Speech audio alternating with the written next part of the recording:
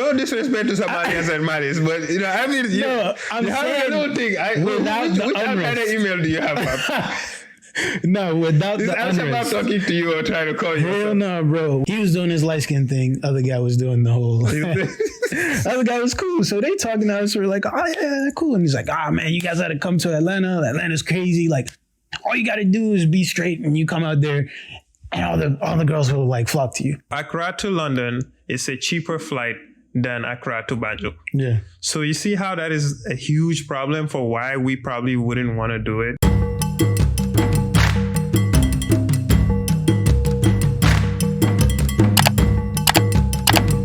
Welcome back. Episode 2, TJMTM. Come on. Your boys with the mostest. I'm your co-host, DJ Anzo. Man like Anzo. It's funny how I go by that now. Yeah, all right, DJ Anzo. DJ Anzo, like, hey, some people now be like, you know DJ Anzo? I'm like, Ivan? Anzo? Yeah. Oh, yeah, DJ Anzo. All right, that's right. I'm not even going to do that, but I'm your co-host, Ivan, DJ Anzo, here with my man. Come on. Uncle E. Yes, sir. The man, the myth, the legend. Come on. Welcome back to another episode, yo. Yes, sir. How you good feeling, to be Uncle back. E? Yo, I was, last episode was, it was fun. Mm-hmm. It's good. We're back at it. And, we got more in store and a lot of these kind of conversations that we have so much to cover, and I'm excited. So let's get it, boy. Thank you guys for the response, too. I appreciate the responses, the support, and we're going to keep it coming. Yeah. Say less. Also, Ramadan Mubarak to all my Muslim brothers and sisters out there. We see y'all. Wish y'all the best month. Uncle E, we already know you're doing the thing, so... No, I appreciate it. Appreciate it. Ramadan Kareem to all my Muslim brothers and sisters. Mm-hmm. May our fast be accepted and our prayers. Yeah, it's a whole lot we can talk about, but Ramadan is so different when you're in the West, I guess, versus in back home or Muslim dominant countries. Definitely. So, only you and other Muslims feel Ramadan. No one else does. Yeah. Versus if you're growing up back home, everyone is Ramadan. So it's a little bit, in my opinion, more challenging, but, it's a blissful month, and I hope, we all get it through and, get another form of spiritual cleansing. That's what I'm talking about, and we here to support too. Yes, sir. Appreciate it, bro. Quick statement on the JolaMadi podcast. For those who don't know, we're the two bros just canoeing through life, talking about our everyday experiences as Africans in the diaspora. If you don't know, now you know. Yes, sir. Welcome to the pod. Welcome to our conversations. Speaking of, last episode, we talked about going back home. Yes. Right? Okay. This week, I wanted to talk about traveling back home, right? Traveling back home. Yeah. Within the continent. Within the continent. Okay. So obviously, you have the experience of West Africa. I've got the East, right? Okay.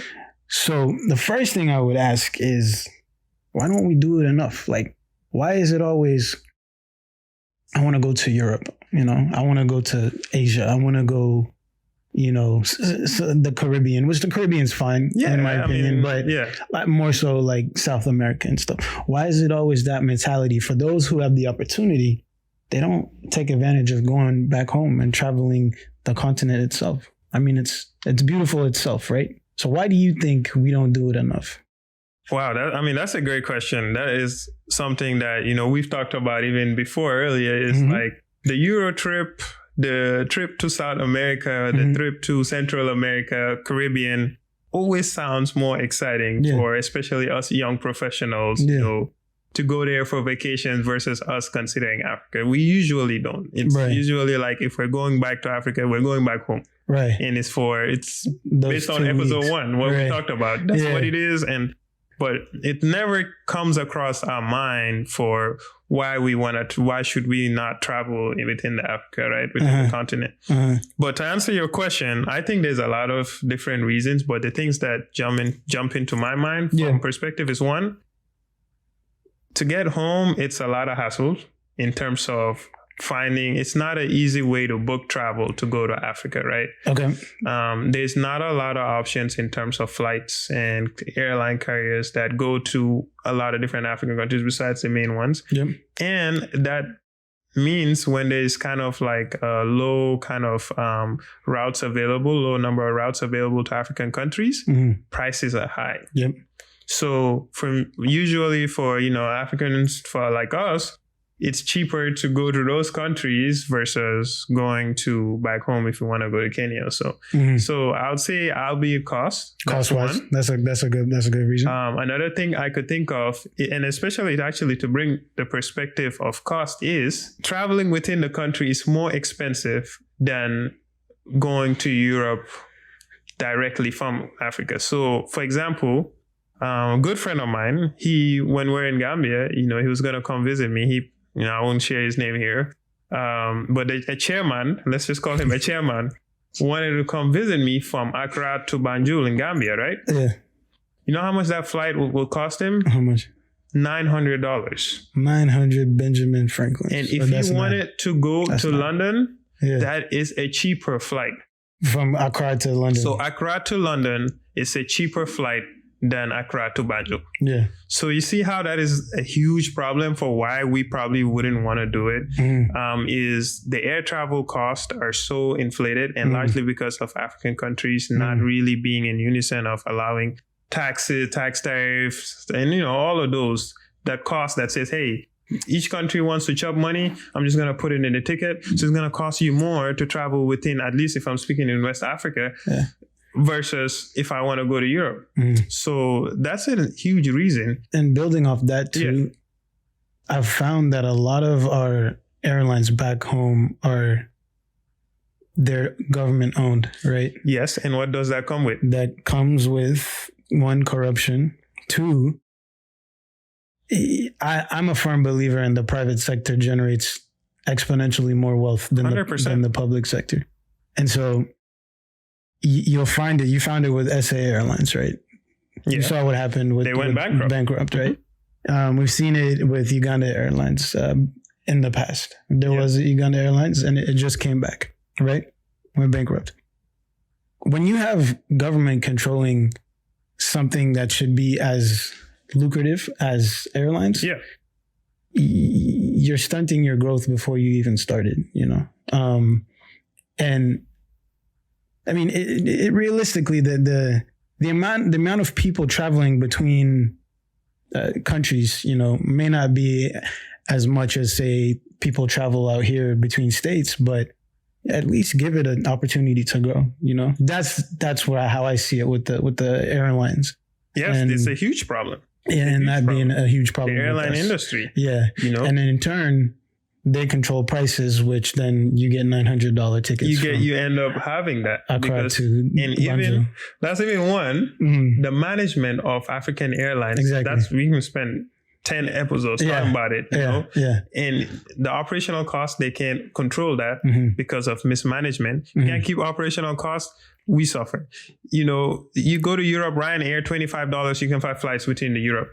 First of all, the African population that can even in the continent that can afford to travel, you're probably putting at it maybe, I don't know the numbers, but I don't say more than 10%. And if they do, you're allowing these ridiculous amount of, kind of cost of travel, it can't happen.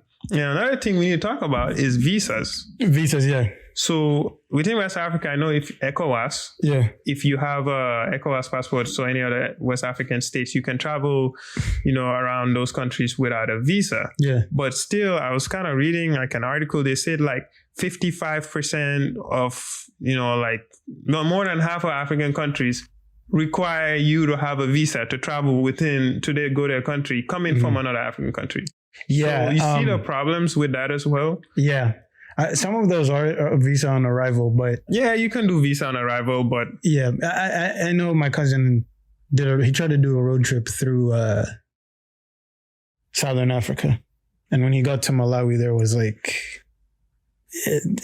there was really corruption at the... That's what I'm saying. It's a money-making scheme for a large part. But what that does is it demoralizes the traveler, right? Now, again... I want to go visit X-African country. I get there, they're giving me a hassle for visa. And, basically the travel experience now, the moment I get there, it's already not as enjoyable.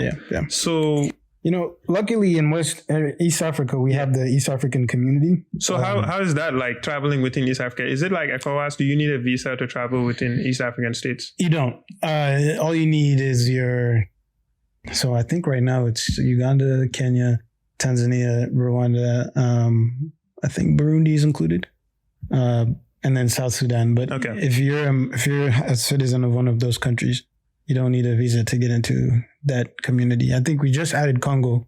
Now it's looking like Central East. Yeah. But between those countries, you don't need a visa, but you can travel freely. I mean, generally what we're just saying, it's tough because you have to deal with airline cost, and that comes not even airline cost, unreliability, like it's very most, I don't want to say it, but typically, especially if they're national owned airlines in Africa, we're known for poor service. Poor service.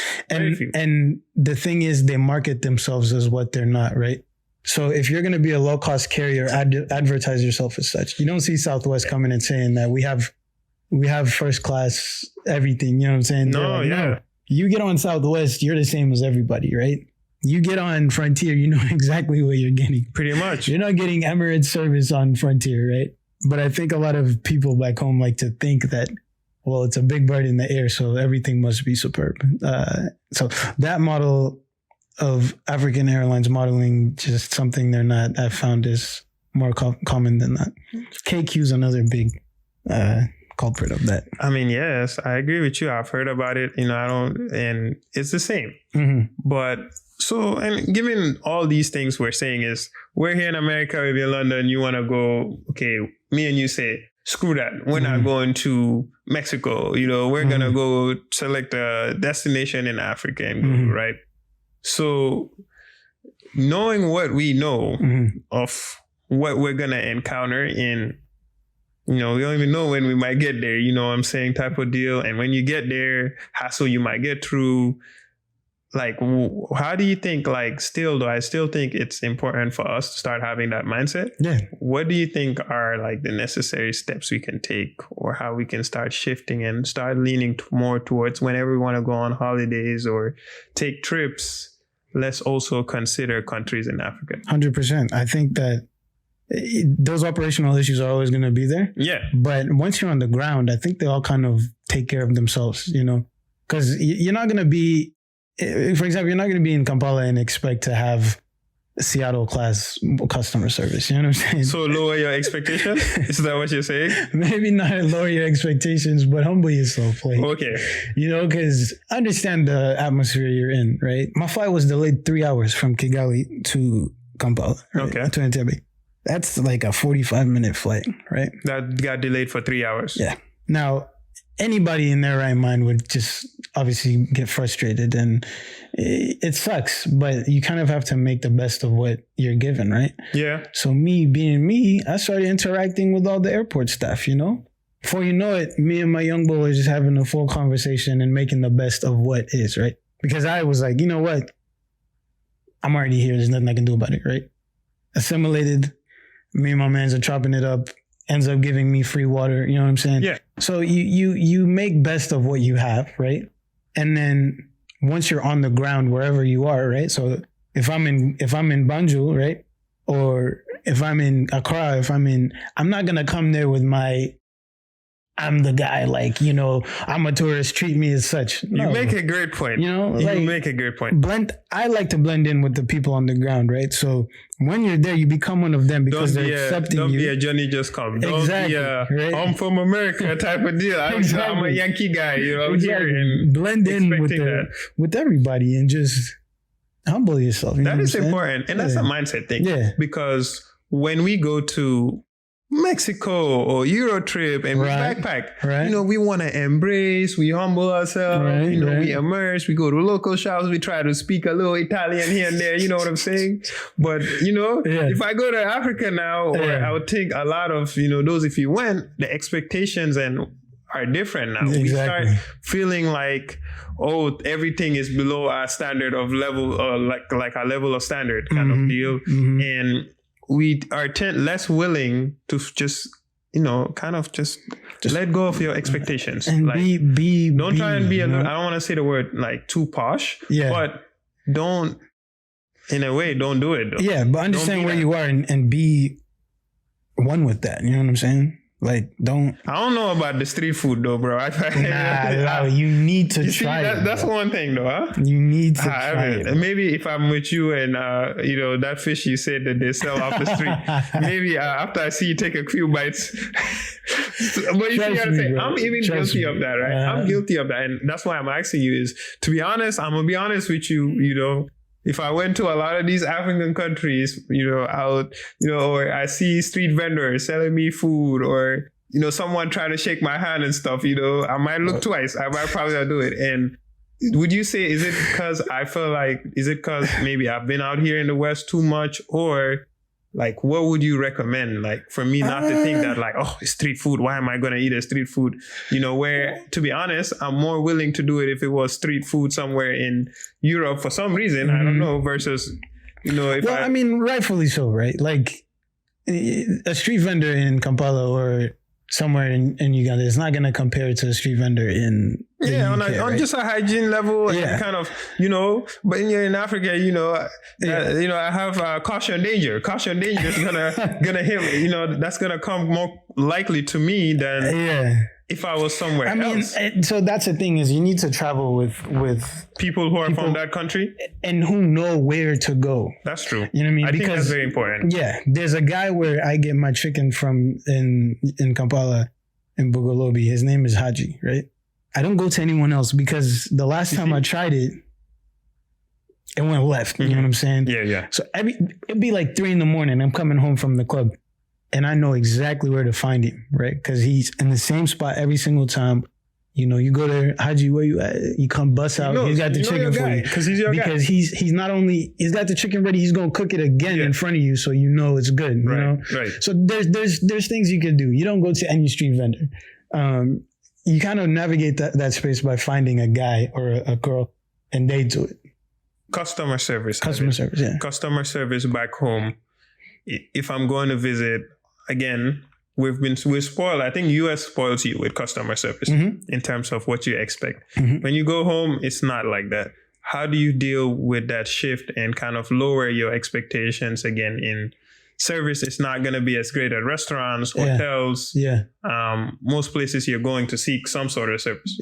I'd actually don't lower my expectations, actually. Funny enough, they're still the same. But I changed my approach in the situation, right?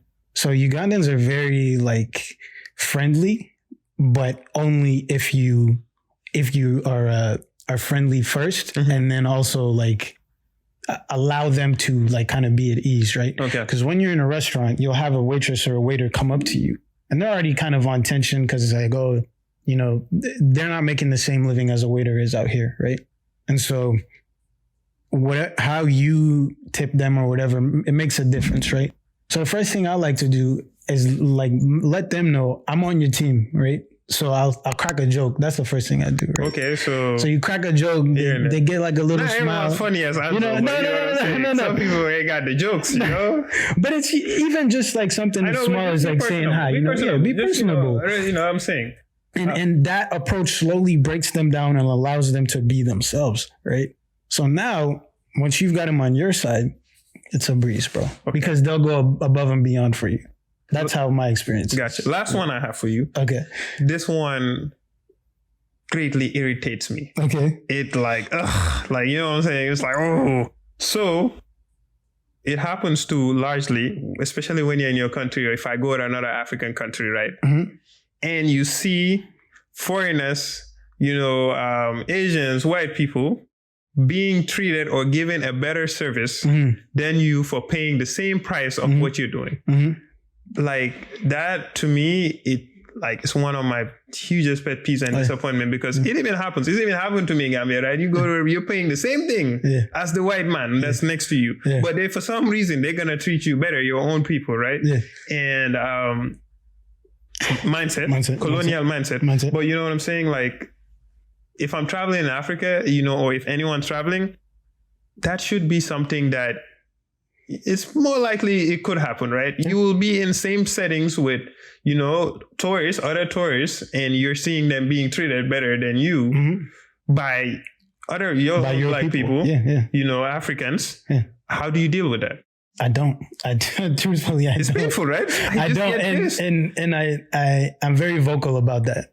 In highlighting it, to say that in the moment, yeah. Okay. I'm very vocal about it. I think that's one of the few things where I don't tolerate back home. You have to draw the line there. I draw the line. It has to be unacceptable. Yeah. It starts at home. The saying charity begins at home. It's like that really begins at home. So like for me, I'm like, if you say, for example, I had a safari driver, right? He was driving us on safari and he was saying, man, like, how come when white people come here, we treat them so nice, but when we go there, they don't treat us. Giving you the 32, and he's everything. Like, when we go there, they don't treat us the same. I was like, that should tell you everything you need to know, bro. Like, focus on us. Like, let's build us. It's a mindset. It's a huge mindset. It's a huge mindset. That's a whole conversation again. But I think that is one of, for me personally, it's very, because again, in the moment, if I see that, I have not yet come to find a way to deal with it in terms of, that I think it's a level of disrespect. But it is something that, at home, we have to talk about because there's a chance that's going to happen. You're going to go out, stay at the same 5-star hotel or resort, or some guy might come and, think that, why are you even here? Or it could be your own African. That's the one that gets me. What are you doing here? What are you doing here? That's the one that gets me. I'm like, oh, excuse me. Sorry, if I, you know what I'm saying? What's how we were swimming in a pool and this white woman started acting like, Bro. It was a nice pool. I said, what's your problem, man? Bro. Like, don't get slapped in front of all these people. It's terrible. It's terrible. Mad, bro. It happens. It happens all the time. Yeah. I remember one time we went to this kind of like a villa or resort, this area in Gambia. It's called Makasutu. And me and my friends were there having lunch, paying for the lunch, having a good time chatting. And one of the servers, what he had the audacity to tell us? This was years ago, to tell us, basically saying the Tubabs, which is the white people, the Tubabs are, they're relaxing here. You guys are making a little bit too noise. Yeah. They were by the pool. Some white people were by the pool. And I was just like, damn. Love it, bro. And we were just, we were like, I don't even know how we reacted at that time, but it was just a whole level of disappointment. Yeah. I should have got up and given him lecture like an African dad. He just, take him to school, but those things happen. I feel like that reluctance, that's why I feel like probably a lot of people feel that way too, in a certain degree of going back to traveling to Africa again. We already deal with so much as Black people in this world, but if you want to go back to our own continent, explore and travel, and people they're not treating us, South Africa has xenophobia, all that, we can talk about that they're not treating us right in a way with that same level of respect that we deserve as your fellow African versus if my skin color was white or if I was Asian, you all of a sudden treat me better because you're assuming that person has money, that person can offer you a better service. Not service, but that person can pay you more. Basically, that's you get more value out of giving that person a better service than it's like you were saying, colonial mentality. And unfortunately, I don't have time for that nonsense. We can't tolerate that. So I'm very. It's not happening. No way, fam. I'm not averse to slapping somebody, bro. Like we might have to. Will Smith. We might have to walk up here, Will Smith, somebody, bro. Crack that like Soldier Boy out there. You need to behave yourself, bro. I'm dead, bro. It's mad. Nah, but I mean, all that being said. Takeaway is for me not but we've spoken about this before. I want to travel more within the continent, exponentially more on the continent. 100%. Like people who go backpack through Europe or bro. Whatever. I want to backpack through Africa and have my time. Something. I know there's a point in my life where I'm going to take off maybe 6 months to a year. That would be amazing, bro. Do that. Just take me off. You'll see, but because it's like we're out here, we're already interacting with so many different Africans, right? We have Togolese, Cameroon, Gambia, South Africa, Zambia, Kenya. You know what I'm saying? It's like, why can't we go do that back home? We really could, and we can create groups. Like we can travel in groups. Groups. And make sure, like we wouldn't. Like I said, we come in packs. there's a whole level of, making sure we're moving together, we're having an experience, and having everyone from different countries.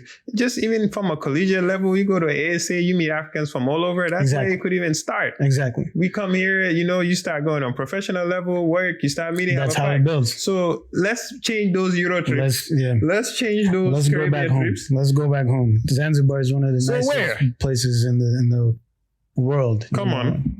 Mozambique. Let me just stop there. All right. What would you say? Top 3 places you want to travel on the continent? Top 3 places I want to travel in Africa. That's a good one because there are a lot of places. But for me, in no particular order, top 3 places I want to travel. Zanzibar, you mentioned. Yeah. I would love to go to Kenya. Okay. And when in Kenya, I want to see the difference in Nairobi, going to the safaris, and Mombasa. Yeah. Kenyans, I used to have Kenyan friends in college who talk about Dunda in Nairobi. So maybe I might have to see what that's like. Yeah. And to be honest, I would like to go to the Pearl of Africa, home of one of the countries that share with Lake Victoria, known for breathtaking landscapes. The River Nile goes through it. Known for having one of the greatest kingdoms that we had in the 18th and 19th century. Oh, that's true, huh? Yeah. And that would be Uganda. Yeah. So that is definitely, I'm not saying this because you're sitting here too. Yeah, I know. But those are the UG trip soon coming. Those are top 3 places I would like to see. Honorable mention to Capo Verde. Okay. There's a history too. The Portuguese, they first sailed to Cape Verde. And that's kind of how they knew how to come to Africa. Unfortunately for us, to West Africa, the Upper Volta. That's how it happened. So Capo Verde, I don't want to give it to them, but the only reason why I want to go to this country is because I want to go to the shrine. Okay. I'm not even going to mention the country, but you know who you are. We won't say. That's why I want to go, because I want to go see the shrine, the museum, the great legend, in my opinion, one of the greatest of all time in African music, greatest pioneer, Mr. Fela Kuti. So just for that, I would strictly want to go just for that. That's fair. Fanboy on it. That's fair. So those are my honorable mentions. Okay. But top 3 places again, Okay. Zanzibar, Tanzania, Kenya, and so I'm trying to go out east. I'm trying to take my talents out east. Yeah. See what's there for the boys. I feel it. How about you? Top 3 for me would be, and it's funny because number 1 on my list would be Timbuktu. Mali, yeah. This guy, you gotta fight Tuaregs. Not right now. When they calm down, I need to see the history of that place. One of the oldest civilizations. Yeah. I need to see the history. Greatest kingdom of all, one of the greatest kingdoms. The richest man of all time. Yep. Timbuktu has just been a place for me. I need to go see it. I agree. Right. Isatu went, I think. She did, yeah, she did. As far as beach countries go, it's between, funny enough, Mozambique and Somalia. Yeah, because they have really nice beaches. I mean, are you trying to tell me, fam? Trust. No disrespect to Somalians and Malis, but I don't think. Which kind of email do you have, fam? No, without the unrest. I'm not talking to you or trying to call you. Hell no, bro. Without the unrest. Without the unrest. I'm sure it's a beautiful place, Somalia. I mean, the whole of Africa, right? Yeah. It used to have the nicest beaches, the nicest towns, before all this. Before the Irish came. The Irish. Yeah. So yeah, somewhere along the Indian Ocean, anyways. Okay. So your top 3 to summarize again is? Well, that was 2. Oh, dang. Because it's between Mozambique and Somalia. Oh, okay. I don't know which. Okay, so Mozambique, Zimbabwe here. In Mozambique, Somalia, that's top 2. I mean, what did I say? Mali. And then the third one, I'm going to say Senegambia, because it's really just one trip. You know what I'm saying? It is. And then for Senegal, I want to go see those wrestlers, the guys who... Yes, the Moors. They call them Moor. Yeah. I want to go see them. Mm-hmm. And then the beaches there on the Atlantic. Oh, yes. And Gambia would just be this... Come on. Hop down. So that's top 3 right now. Honorable mention... It starts with an N, ends with an A. I want to go see Abuja. Yeah. Abuja is nice. I would like to go to Abuja as well. Then Accra. Yes. Minti mi pre. Yeah. So, all right, there you guys have it. So, my top three again, as I mentioned, is we have Zanzibar, Tanzania. I love to go to Kenya, Nairobi, and Mombasa. And then, of course, I would really love to go to Uganda. And I heard you guys have mountain gorillas and stuff. So yeah. That would be cool. Yeah. And Anzo's top three is? We're going to say Senegambia. I'm going to call that one. I'm going to say Mozambique, actually, because I'll keep Somalia out of this one. And then Timbuktu, Mali. There you have it, guys. There you have it. Tell us where your top three is or where you like to go. Yeah, top three places countries, tell us what to do. So we appreciate it. We want to go everywhere, of course. So. Come on. But yeah. I'm going to wrap it up with... Uncle Azo. Hello, Uncle Azo. Yes. Please tell us your story. Okay. Story time segment. Uncle, please tell us your story. Anzo has story time. Gather around, kids. Gather around. Everybody gather around. I'm going to make this one quick because this one is... I think you-boy already knows this one, but this is related to travel. It's about the first time I ever went to Las Vegas. When I was in Vegas, I was on the tram between like Mandalay Bay and what's it called? The Monte Carlo, right? So we're taking the tram over to Mandalay Bay for a day party, right? Of course, open carry liquor in Las Vegas. So me, my brother, his friend, all having a great time, right? We meet these two guys on the tram, all good. Hey, what's up, you guys? Where you from? We're Seattle, Uganda, blah, blah, blah. They're from Atlanta, okay? Okay. First red flag. I said, no problem. That's cool. Now, one of the guys was like a little guy. Probably, I want to say like maybe 5'6" on a good day. The other guy was... On a good day. Yeah. The other guy was normal height, right? The other dude was light skinned. He was doing his light skin thing. The other guy was doing the whole... The other guy was cool. So they talking to us. We're like, oh, yeah, cool. And he's like, man, you guys got to come to Atlanta. Atlanta's crazy. Like, all you got to do is be straight when you come out there.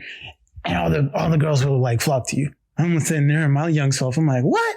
Atlanta? Like, I have to go, bro. Now, mind you, I had just turned 21. Okay. Oh boy. So we're drinking on a tram. We get there. Had a what do you call those guys? A plug promoter. Mm-hmm. Got us into the day party. Thing was lit, right? So now this bridal party comes.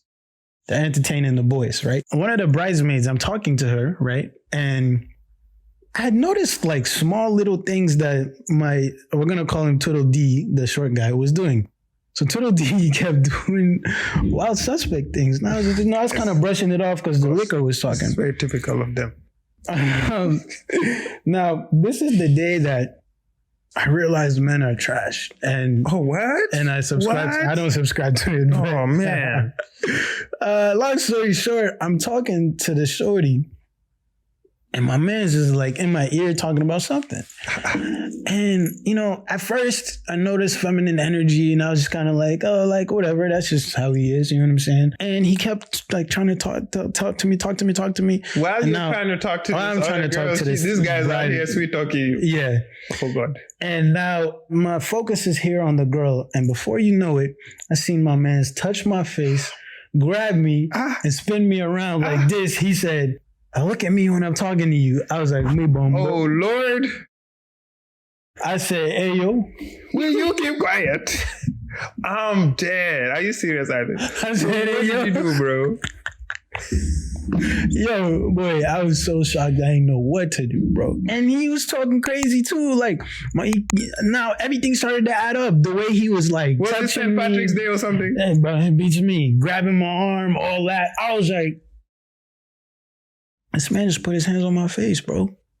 And he just like, I was so shocked, bro. I had to walk away and find Matt. Oh my God. Matt. I told him what was going on. Master, reinforcements. In between that, the dude went over to our friend and he's like, yo, like, let's go get drinks at the bar. Now I'm looking at them there at the bar and his hand was just extra low. And I was like, hey, yo, I might have to go rescue my man. Long story short, the man was very embarrassed. He's not a good representation of the short kings, to say the least. I'm sure he's not. Now, here's why that story is. I'm telling that story is because it was the first time I had ever felt I think the way women do when men are being that way. Right? Oh, good you point. Know what I'm saying? Good point. Dang, sorry, ladies. Yeah, on the behalf of all men, I'm sorry, women, for the way men are, because I've never felt so violated. A man put his hands on my face. It was something crazy. So, sorry, women, for the way men are. It's just we apologize. It's a mad thing, bro. What can we do? But yeah, that's my story. When you go to Vegas, be safe. You don't know what you can get into. There you have it, guys. There you have it, boys and girls. Yes, sir. But yeah, that's it. That's story time from Uncle Anzo. Thank you, Uncle. That brings us to the end of this episode. Yes, sir. Uncle E, thank you for joining. Come on. Thank you for taking time out of your fast to come and be here. Of course. And talk about some nation building issues. Yes, let's travel back home, guys. Let's travel back home. It's not easy. Maybe that trip to where? Mexico that might happen this summer. Let's see how Cape Verde is looking like. Yeah, let's see how feasible it is. You know? And the Caribbean too. Let's take advantage of that too. Haiti, Jamaica. It's like pass it. You know what I'm saying? You know? Grenada, Talk to Guyana. me nice. Talk to me nice. Come on. Let's go see what's happening. We'll go there. We'll go there. Virgin Islands too. Like, let's go see our black people out If there. I'm going to spend my money on vacation, I would love to be in a country where most people look like me. Exactly. There you have it, guys. But yeah, thank you guys for joining us. It's been a pleasure having you listening to the pod. I'm your co-host, DJ Anzo. Ivan, here with my man, Uncle E, signing out. Till next time. Salams.